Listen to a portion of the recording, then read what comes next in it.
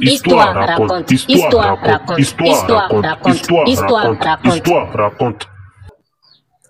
Zippo et le baobab. Un roi avait une fille plus belle que toutes les femmes du pays. Et les demandes en mariage lui arrivaient chaque matin. Ça, c'est les pétous bien entretenus, les pétous au chaud. De plus en plus nombreuses, un jour, il fit dire dans tout le royaume. Ça, c'est le roi qui dit, hein. Je marierai ma fille à celui qui traversera d'un seul coup de flèche le gros baobab qui se dresse sur la place du village. Une fête sera donnée. Tous ceux qui veulent gagner ma fille viendront avec leur arc et leurs flèches. Il essaiera leur force et leur adresse. Le roi pensait ainsi garder toujours sa fille, Motia, car le baobab du village était plus gros qu'une case. Ouais, c'est balèze. Et personne, semblait-il, ne serait assez fort pour le traverser d'un seul coup de flèche.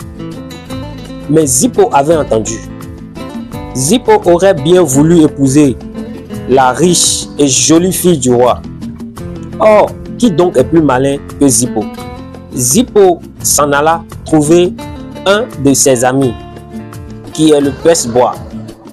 Il lui dit: Pesse-Bois, mon ami, je t'ai rendu bien des services. À ton tour de m'aider, tu vas percer de part en part le gros baobab qui se dresse sur la place du village. Le Pesse-Bois partit et se mit à l'ouvrage aussitôt. Il gratta, il rogna, il travailla avec tant d'ardeur qu'en 3 jours, la besogne fut terminée. Zippo fabriqua une flèche assez petite pour passer par le trou. Puis il ferma avec de la toile d'araignée les 2 ouvertures. Tout cela fut si rapidement et si habilement que personne ne se douta de rien. Le jour de la fête arriva. Ce fut les gros bras qui ont la force des animaux, celui dont la force d'éléphant, celui dont la force du lion, celui dont la force du buffle.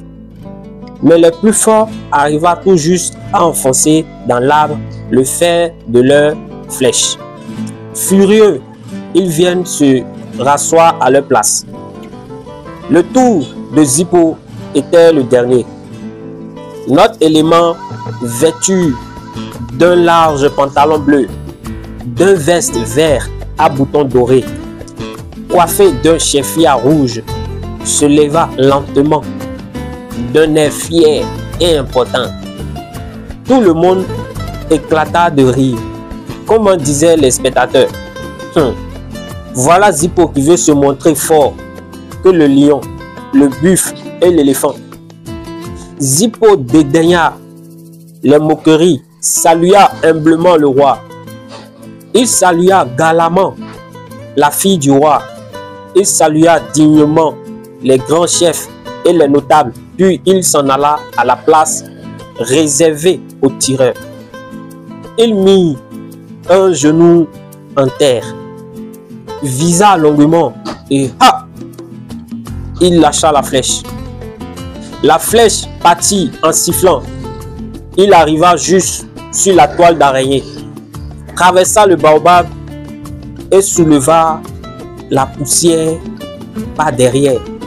Un cri d'admiration s'éleva de la foule. Zippo a gagné. Zippo a gagné. La jeune fille lui fut donnée à l'instant et il partit, la tenant par la main. Tandis que sur son passage, la foule s'écartait respectueusement et poussa des cris d'enthousiasme. Le roi pensait garder sa fille pour lui seul. Peine perdue. Peu importe l'amour que tu apportes, que tu as pour ton enfant. L'enfant est appris à vivre avec quelqu'un d'autre, pas avec sa famille. L'enfant est fait pour fonder sa famille. C'est comme ça. Yaya Inter. Ciao.